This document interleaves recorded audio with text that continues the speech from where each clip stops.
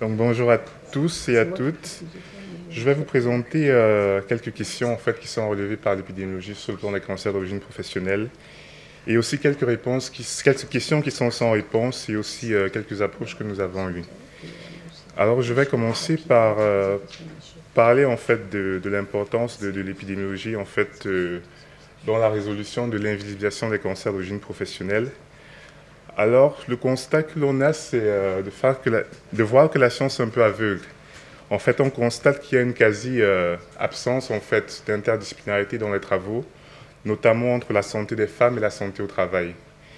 Et ensuite, la deuxième chose que l'on remarque, c'est que la plupart du temps, la question du sexe ou alors la question du genre dans les cancers d'origine professionnelle ou même dans la question de la santé au travail plus largement, est en général conçu comme le sexe est en général pris comme étant un facteur biologique et non pas comme un facteur, disons, social. Ou alors on ne considère pas vraiment que les facteurs sociaux peuvent avoir une influence sur les résultats qu'on peut avoir.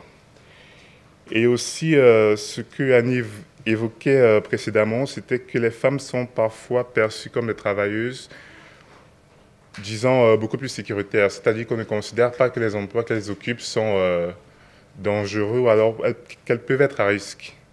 Et enfin, pour terminer, on constate que le système de santé, là on le verra plus tard avec la présentation de ma collègue, a été conçu de telle manière que les femmes ont beaucoup plus de difficultés pour avoir des maladies reconnues ou alors pour avoir les accidents de travail ou les maladies professionnelles reconnues.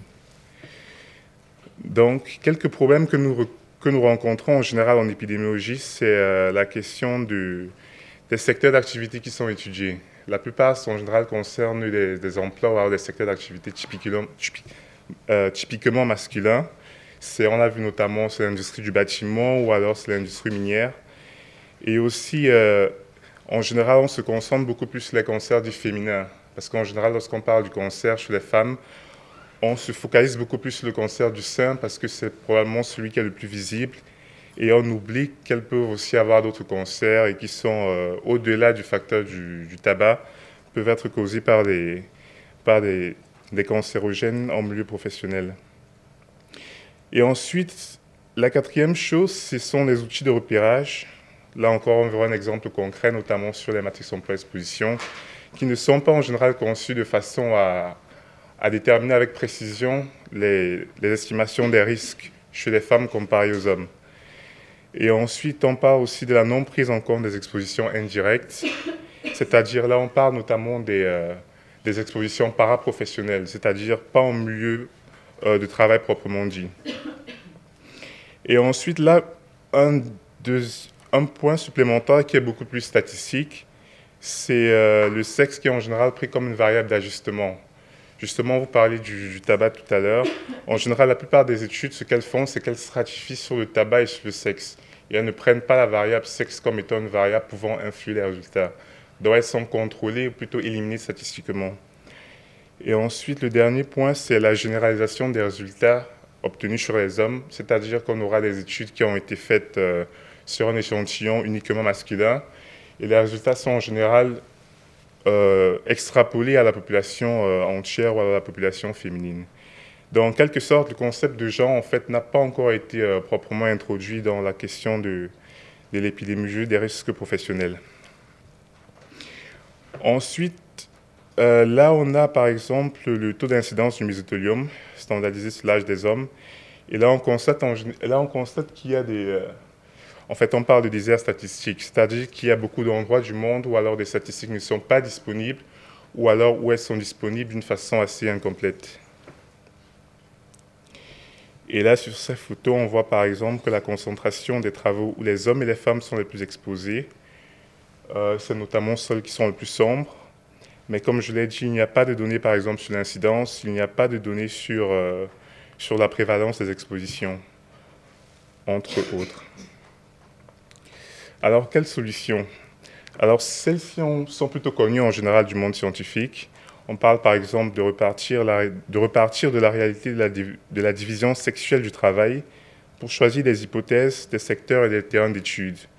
On parle aussi de suréchantiller des échantillons de femmes au besoin, aussi de construire des outils d'évaluation professionnelle sensibles au genre, de stratifier les analyses, c'est-à-dire éviter systématiquement d'ajuster sur la variable du sexe, différencier l'interprétation des résultats selon le sexe, généraliser les registres de cancer, on y en a parlé, et enfin encourager la recherche sur les cancers liés au travail.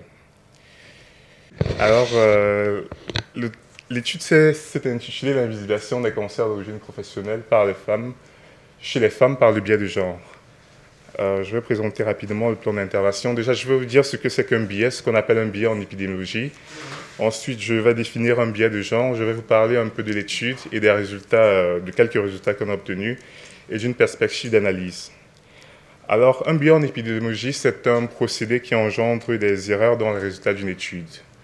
Et en épidémiologie, en général, on définit par un biais comme une erreur systématique dans l'estimation d'un paramètre. Donc, c'est-à-dire que c'est une erreur qui est mécanique et qui n'est pas due au hasard, en quelque sorte. Donc, justement, ces erreurs, ces biais doivent être distingués des fluctuations aléatoires qui sont en général, qui ont des causes non spécifiques et qui ne sont pas reproductibles, comparés aux biais. Alors, qu'est-ce que c'est qu'un biais de genre? Un biais de genre, c'est tout simplement de la même façon un procédé qui engendre toujours des erreurs dans l'estimation des paramètres. Mais cette fois-ci, ces erreurs sont plutôt... ces erreurs déclinent en fait, ou alors sont liées au fait qu'il y ait une mauvaise interprétation de la variable sexe ou alors de la variable genre. Et en général, ces biais se déclinent de 4 manières, ou alors se matérialisent de 4 façons. Donc là, j'ai utilisé en fait ces illustrations pour vous montrer à quoi ça ressemble. En fait, le premier biais qu'on a défini, c'est ce qu'on appelle l'insensibilité. L'insensibilité, c'est tout simplement d'occulter la partie sociale de la variable sexe et de considérer en fait que seul le caractère biologique du sexe est valide en fait dans une étude. Le second biais, c'est celui qu'on a appelé l'androcentricité. Alors l'androcentricité, c'est tout simplement avoir un point de vue ou alors avoir une optique qui est dirigée uniquement du point de vue masculin. Et le troisième biais en bas à gauche, c'est ce qu'on appelle la généralisation. C'est tout simplement avoir une étude sur un échantillon masculin et de l'extrapoler en fait à la population comme si en fait les deux populations étaient équivalentes. Et enfin, le dernier biais, c'est celui qu'on appelle le double standard. C'est tout simplement avoir des outils d'analyse ou alors des observations qui sont différentes chez les hommes et chez les femmes et qui sont effectivement biaisées par le fait qu'il y ait des différences entre les hommes et chez les femmes. Donc, ce qu'on a essayé de voir, c'est d'identifier, de décrire et de discuter ces différents biais. Alors, quand on parle d'identifier, on parle de repérer ces différentes formes de biais en fait dans les études. Les décrire, c'est-à-dire de savoir à quelle étape spécifique des études elles interviennent, et enfin de les discuter, c'est-à-dire savoir comment est-ce qu'elles peuvent influencer les résultats en épidémiologie. Donc pour cette étude, les questions spécifiques qu'on avait, c'était de savoir à quelle étape de l'étude épidémiologique est-ce que les biais se retrouvent, à quelle fréquence est-ce qu'ils interviennent aux différentes étapes d'une étude épidémiologique. Et enfin, quelles sont les justifications apportées par les auteurs sur, disons, l'utilisation, alors sur ces erreurs ou, disons, cette mauvaise interprétation, ces interprétations erronées. Donc, en termes de méthodologie, rapidement, on a effectué une revue systématique de littérature. Et là, on s'est limité spécifiquement au cancer du poumon, déjà parce que c'était celui qui était le plus répandu. Et surtout parce que c'est l'un des cancers qui touche aussi bien les hommes et les femmes. Et il a la particularité d'avoir des facteurs de risque similaires pour les deux sexes, pour les deux genres. Alors, les articles étant été tirés d'un moteur de recherche de l'Institut national de la santé américaine, un moteur PHAC et PubMed, et l'étude portait sur 10 années entre 2003 et 2012. Alors, on a utilisé un questionnaire et on a standardisé les méthodes, dont les analyses ont été faites quantitativement et qualitativement. Donc là, je vais vous présenter quelques résultats que l'on a obtenus. Alors au total, on a obtenu 43 revues scientifiques, dont 201 articles. La plupart provenaient d'Amérique, du Nord et d'Europe. Donc là, ça rejoint un peu le schéma du départ. En fait, on se rendait compte que la plupart des études étaient pour le cancer pour le mésothéliome. La plupart des des données qu'on avait étaient confinées à certaines parties du globe. Alors, plus concrètement, ce qu'on a fait dans l'étude, c'est qu'on s'est intéressé aux échantillons de population dans différents articles. Et on les a séparés de 3 façons. C'est-à-dire qu'on avait des études qui avaient des échantillons uniquement masculins, on avait des études qui avaient des échantillons uniquement féminins, et puis on avait des études qui étaient mixtes. Alors, le premier résultat, alors la première question qu'on se pose, c'est de savoir si la recherche est androcentrée. Et là, c'est tout simplement dû au fait que seulement 3% des échantillons, c'est-à-dire 6 articles sur 201, avaient été composés uniquement de femmes, contre 51% chez les hommes, et 42% d'échantillons mixtes. Et même dans les échantillons mixtes, lorsqu'on s'intéresse au ratio entre hommes et femmes, c'est-à-dire entre la population hommes et femmes dans les études, on se rend compte que plus de la moitié de ces études avaient un ratio supérieur à 3. Et près de 25% des valeurs avaient un ratio supérieur à 12.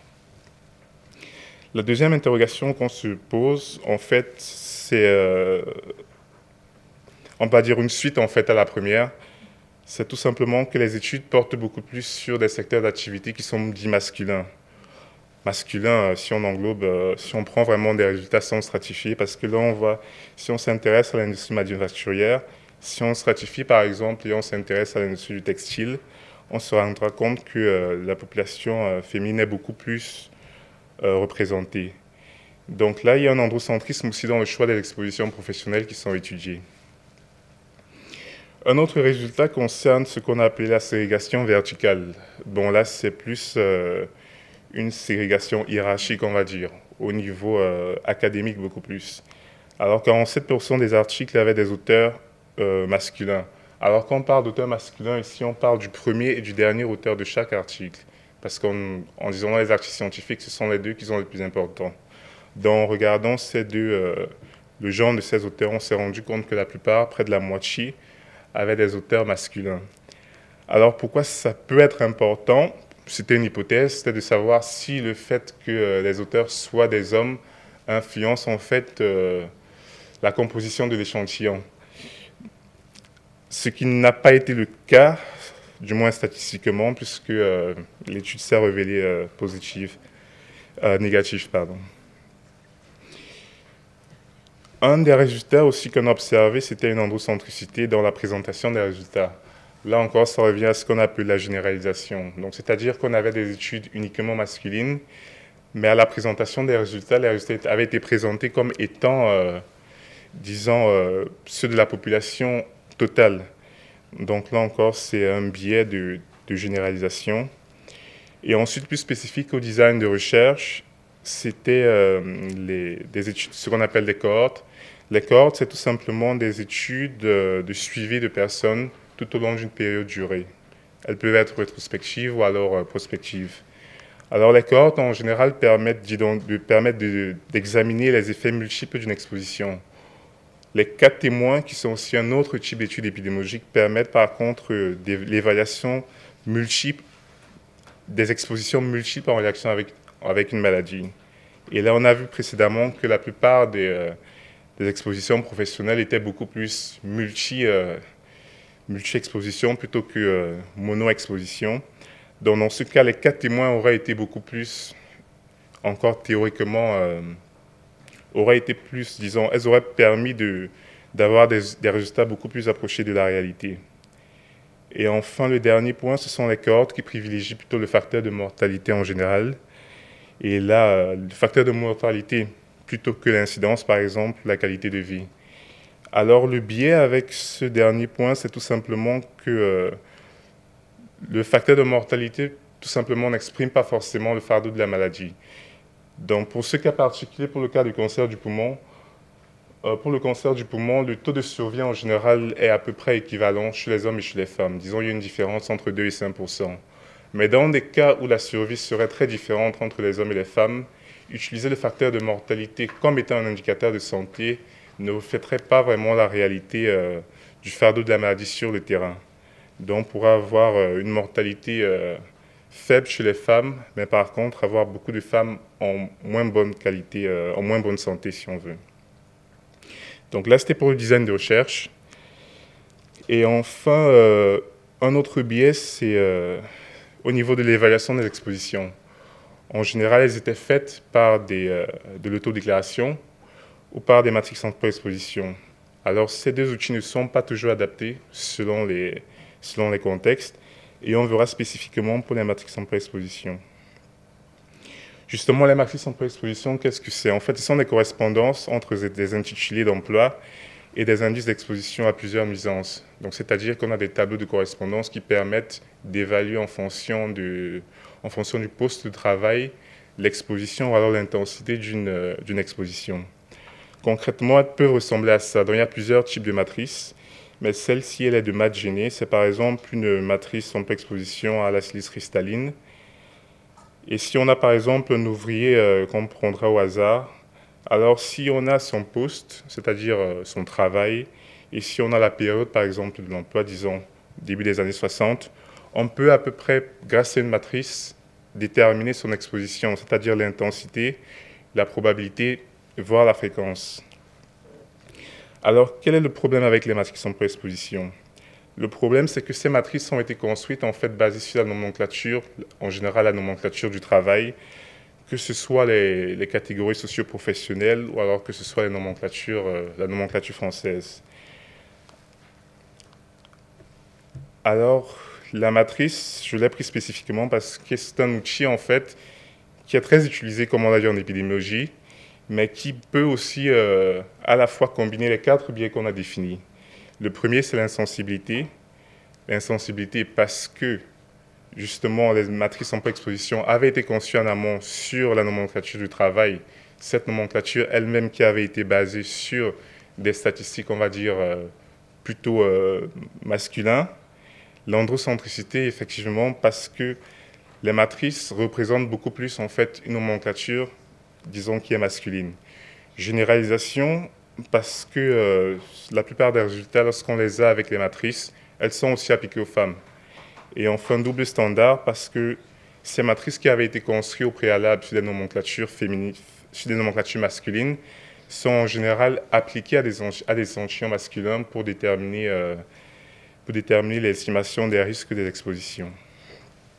Donc, que retenir de cette étude?